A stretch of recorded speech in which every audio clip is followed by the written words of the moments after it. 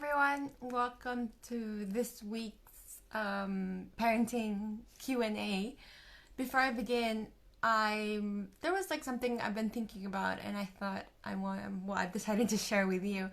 As maybe most of you know, that there are all these things going on in the States right now with the whole I feel like I don't even want to use the words to explain what's happening, just because I don't feel like I'm someone who has a say in it in a sense. But basically what I wanted to say was that I know that there have been other Facebook pages and people who have decided to do a blackout. I don't know if it was a Tuesday blackout, if it's a whole week blackout. And I just wanted to share with you that it was something that I had thought about doing. And I realized that if I had done that, it would have just been for show, and it wouldn't really have meant actually anything beneath it. And that's not what I wanted. I didn't want to do something that was just for show. And so I decided to push through with this live and with all the other social media publications that I had scheduled. But what I do want to share is that a lot of the resources I've seen about how it comes to talking to our kids about racism is very US centered. And I feel like in Spain there is also racism going on. It's not the same as in the States. So I am starting my own education process about what exactly is happening in Spain with regards to racism. And so while I might not have done the whole blackout thing, I am still doing something about it. And which I think is the very first thing that at least I have to do is I'm educating myself about what exactly is going on where I live. And so maybe in the next few weeks, I'll be sharing my experience about what I'm learning. And ideally, if you want to learn more, or if you have any resources that you want to pass my way, please send them over. Again, I'm only looking for resources that are focused on the situation or how things are in Spain, okay? So if you have anything about that, please send them my way. I'd love to learn more. So that goes very nicely with today's first question, which was, should I point out to my child that people come in different colors? Or by doing so, am I emphasizing that people with other skin colors are different than us? And so this question obviously has a lot to do with what's currently going on. And what I like to point out is kids as young as 2 can already form their own opinions about race.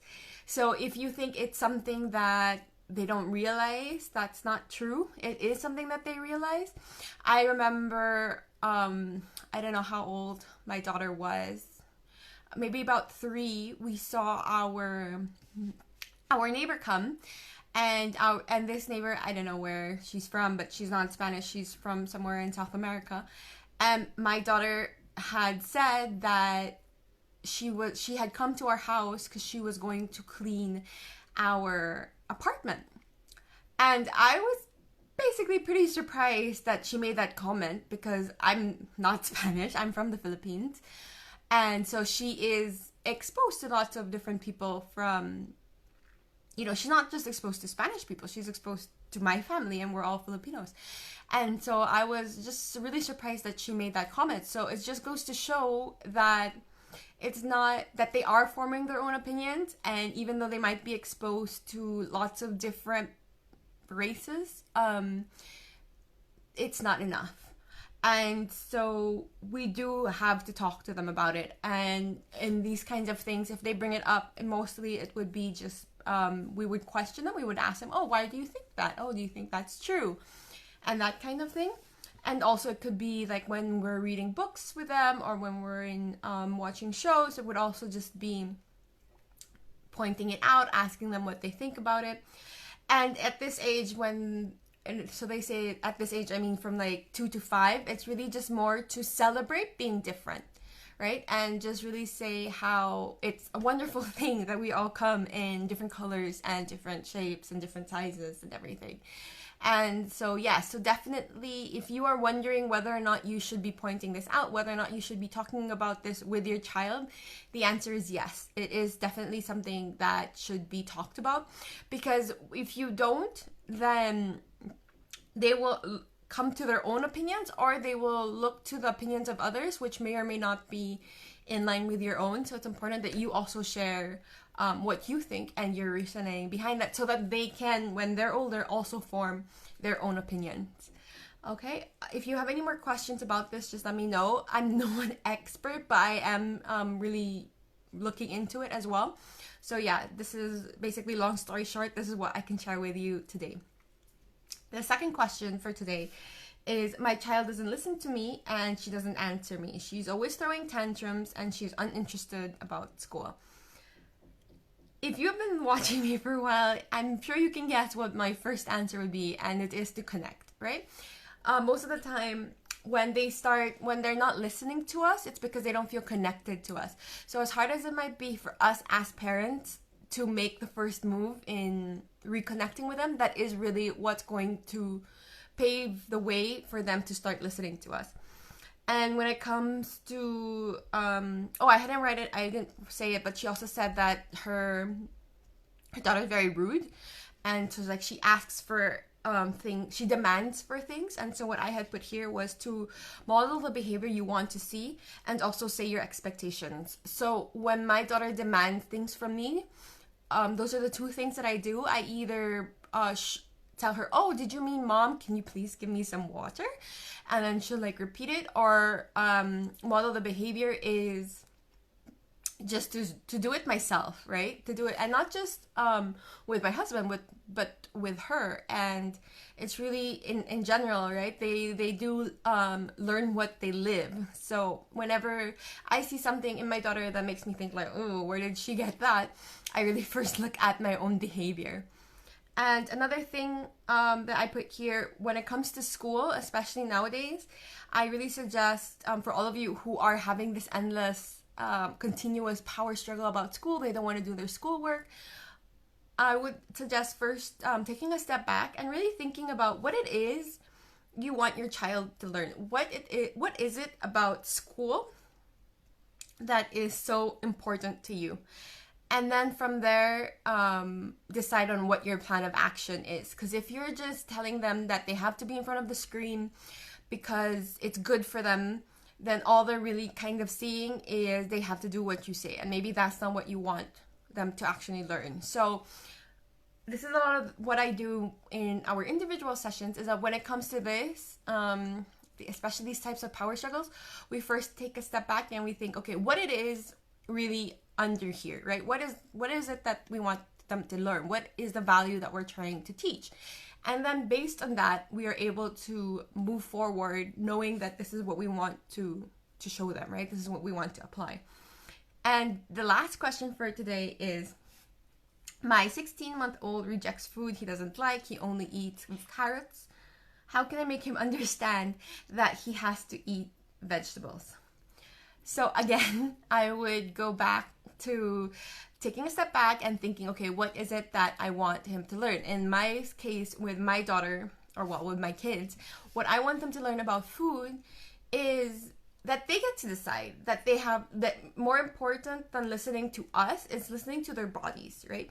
And really trusting their bodies to know what it is that they need in that moment. So when it comes to these kinds of things, then I don't feel like I have to get into that power struggle, because that's not what I want to teach them. So I would suggest the same for you, is to really think about what it is that you want them to learn or be around food.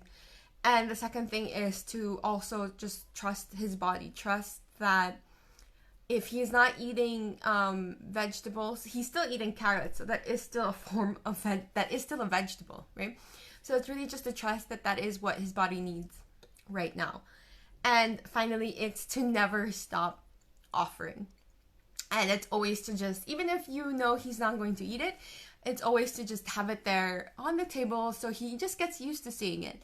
And also to, as much as possible, make them a part of the food preparation. Going with them, I don't know about now, I don't know if you've gone, I've gone once and I did not like the experience of bringing my kids to the supermarket. But you know, when things are like back to normal, you go with them to the supermarket. You know, you ask them to help you choose the vegetables, the fruit. When they're a little bit older, they can help you plan the meals. They can help you with the cooking. It's like, before they actually put the food in their mouth and they want to taste it, there are so many steps beforehand that can make that moment, that can make them more open to trying it. So the idea is that even if they don't want to eat it in that moment, it's to not give up and to not stop offering, and just try to remember also that the point is that they're exposed to it. And also another thing could be to offer it in different ways. So if you're always offering steamed vegetables and they don't want to eat it, so you know, try it a different way. Try it vegetable soup, or I don't know, a salad, or mixed with rice, or you know, it's like, if they're not taking it that way, then just try it a different way and don't stop offering it. So these are the questions that I have this week. I'll be back in 2 weeks to answer more of your questions. So I really want to hear from you. I really want to know what are the thoughts that you're going through, and I also want to remind you that the point of these questions are not for me to tell you exactly what to do. It's also to just kind of give you the chance to have the space to hear your question repeated back at you and listen to what your possible options are, because this way then you are then able to decide about what would be the next best step for your family. And that's really what I do. I help you decide what you have to do or what you want to do for your family. So I'll see you guys next week. Have a wonderful weekend, although it's only Wednesday. So have a wonderful week. Bye.